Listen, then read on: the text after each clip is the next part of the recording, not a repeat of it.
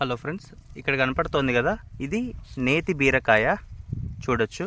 So ఇక్కడ ఇంకా పూత కూడా వచ్చింది. సో వీటిని నేను నార్మల్ బీరకాయ అని చెప్పి తీసుకొచ్చాను, బట్ యాక్చువల్గా ఇది డిఫరెంట్గా నేతి బీరకాయ అంట. నాకు తెలియక యూట్యూబ్లో అడిగితే చాలామంది నేతి బీరకాయని సమాధానం చెప్తారు.